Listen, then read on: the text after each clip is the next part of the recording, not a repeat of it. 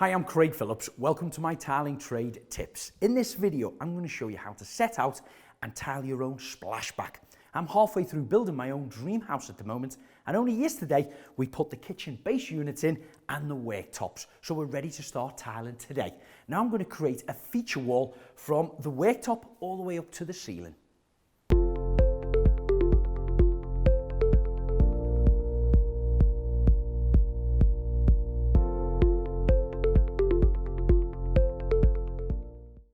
Now the tile I'm using is a beautiful palette wood effect. It's a ceramic tile with a notched edge so they interlock together, and they're going to be fixed to the wall using a waterproof non-slip pre-mixed tile adhesive.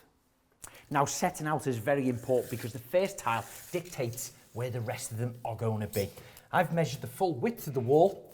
I've found my centre point. I'm going to put a little mark on the wall here.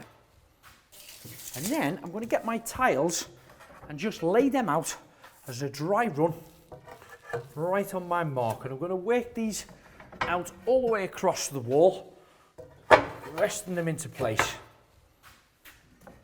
By doing this, it's going to show me exactly how big the cuts are on both sides of the splashback. Place them in position here. Of course, you're only going to have 1 or 2 millimeter gap between each tile, but you can get a general idea of what size the cut is going to be equal either side. And as you can see here, it's already quite small and it's the same that end, which I'm not really happy with. So what I'm going to do now is take this tile out, the first tile, find my center point and place that on my mark in the center of the wall. And that way will show me I've got an equal cut, which is that size, more or less half a tile on both ends, which would be perfect.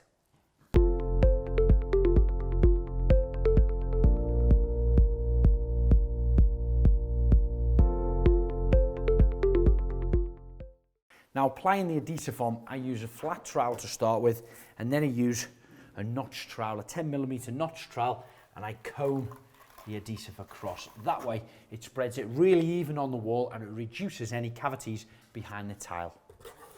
When purchasing your tiles, make sure you get advice to use the right adhesive.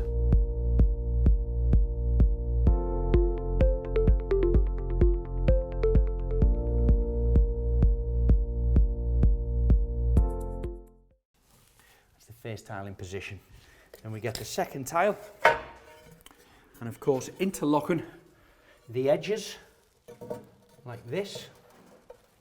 Again, applying a good amount of pressure on all 4 corners, really pressing that tile to the wall, leaving a couple of millimeters gap in here which we can put a spacer in between, and again getting my packs and just placing them directly underneath onto the work surface.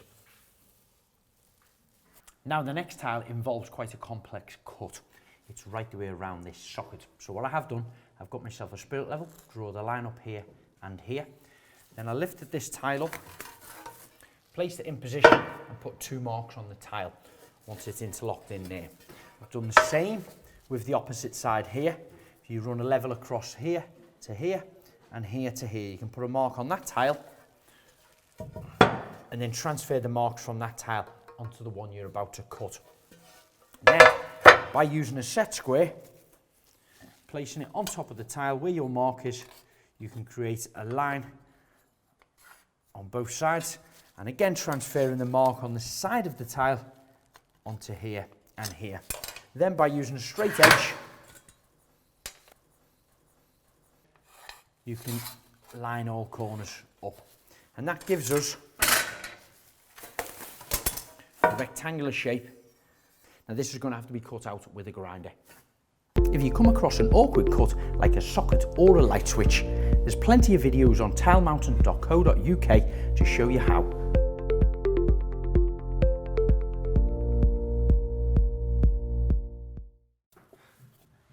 Now the end of the run, there's 2 equal cuts either side.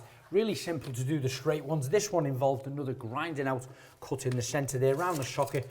But all we need to do is take our tape measure, simply measure the gap between there, allowing a couple of millimeters gap each side of the tile for grout. Once you've got your size, transfer that onto your tile, simply cut it with a tile cutter.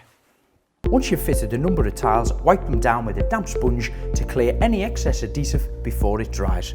Although this tile has a notched edge and quite a lot of pattern on the surface, double check with your supplier that your pattern needs to be lined up. Now normally on a splashback you come up about 500 or 600 millimeters high with the tile, but I want to create a feature splashback here, so I'm taking it right the way up to the ceiling. I've got my 5th full tile fitted in place and a gap here that has to be cut. So I'll take a measurement, again leaving a couple of millimeters top and bottom for the grout. On some large heavy tiles like this, you may need to apply some adhesive on the rear of the tile. Do check with your supplier before you start fixing. Now you've completed your wall, leave this to dry for about 24 hours, then remove all the spacers, give it a good clean off, removing any excessive adhesive. Then you're ready to start grouting.